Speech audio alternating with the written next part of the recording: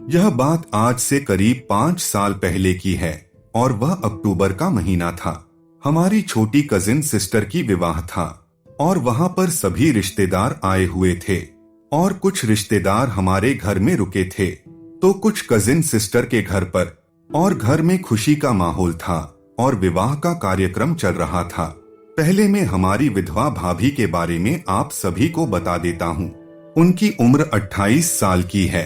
उनकी विवाह के 2 साल बाद ही भैया का स्वर्गवास हो गया था। भाभी बहुत गर्म है और उनकी लंबाई 5 फीट 3 इंच की है। वह गोरे और सुडौल शरीर की मालकिन है। उनके फिगर का साइज 36-24-36 है और देखने में वह बहुत गर्म है। उनके फिगर को देखकर हम भी अपने आप को कंट्रोल नहीं कर पाते थे। इसके बाद विवाह खत्म होने पर ज्यादातर रिश्तेदार वापस चले गए, लेकिन इसके बाद भी बहुत सारे अभी बाकी थे, जिसकी वजह से घर में भीड़ थी। रात को सभी लोग घर में नीचे जमीन पर सो गए थे। हमारी भाभी और 2-3 लेडीज और कुछ बच्चे ऊपर वाले हमारे कमरे में सो रहे थे। जब मैं सोने के लिए अपने कमरे में पहुंचा तो देखा कि एक कोने में थोड़ी जगह है और मैं वहीं पर जाकर सो गया। अब कुछ देर बाद हमने देखा कि हमारे पास में हमारी विधवा भाभी सो रही थी। हमारी नियत उनको को देखकर फिसल रही थी और हमारे दिल पर तलवार चल रही थी। हमने उनको जमाने का मन बना लिया।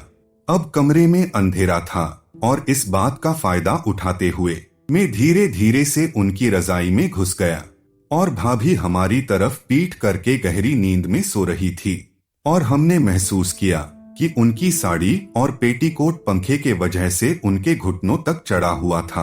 अब हमने उनके पैर को छुआ। क्या बताऊं मित्रों, मलाई जैसे मुलायम और कोमल स्किन को छूकर हमारे रोम रोम में करंट दौड़ गया।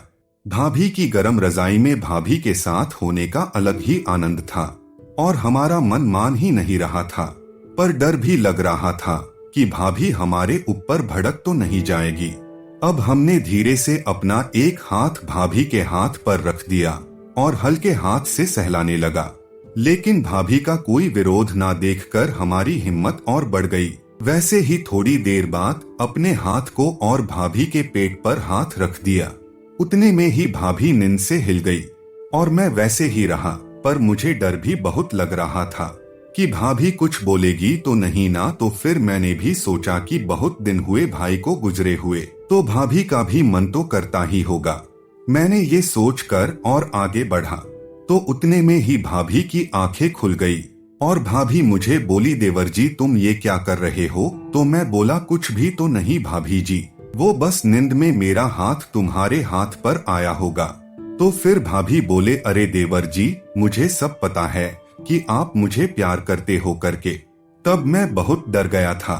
फिर भाभी जी बोली, अरे प्यार ही है तो मुझे बताया क्यों नहीं आपने? फिर मैं बोला, भाभी जी ऐसी कोई बात नहीं है, आप गलत समझ रहे हो। भाभी बोली, अरे देवर जी मैं तुम्हारी भाभी हूँ और मैं तुम्हारे बारे में सब जानती हूँ। तुमको क्या चाहिए तुम बिंदास्त बोलो, मुझसे प्यार करते हो तो बोल दो। फिर मैं बोला, हाँ भाभी जी ये सच है कि मैं तुमसे बहुत ज्यादा प्यार करता हूँ, पर मैं डर के कारण आपको बोल नहीं पाया कभी। फिर भाभी बोली, अरे देवर जी इसमें डरने की क्या बात है, बोल देना था ना, तुमको क्या चाहिए बोलो। भाभी ने ऐसा बोला तो मैं बहुत खुश हुआ। तो मैंने भाभी को बोला, भाभी मुझे तो सिर्फ तुम चाहिए। फिर भाभी जी हंस के बोली, देवर जी ठीक है, आज से मैं तुम्हारी और तुम मेरे हुए। अब तुमको जो करना है वो तुम कर सकते हो। जब भाभी ऐसो बोला तो फिर मेरा तो खुशी का ठिकाना ही नहीं रहा। फिर उसके बाद भाभी और मैं रिलेशन में आ गए। फिर हमारा धीरे धीरे सब कुछ हुआ। इसके आगे तो दोस्तों आप सब लोग समझ ही सकते हो कि फिर क्या हुआ होगा मेरा और मेरी प्यारी भाभी के साथ।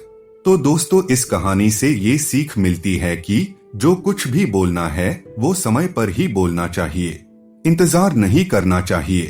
तो आज के लिए इतना ही, मिलते हैं अगले वीडियो में नई कहानी के साथ। Thank you guys.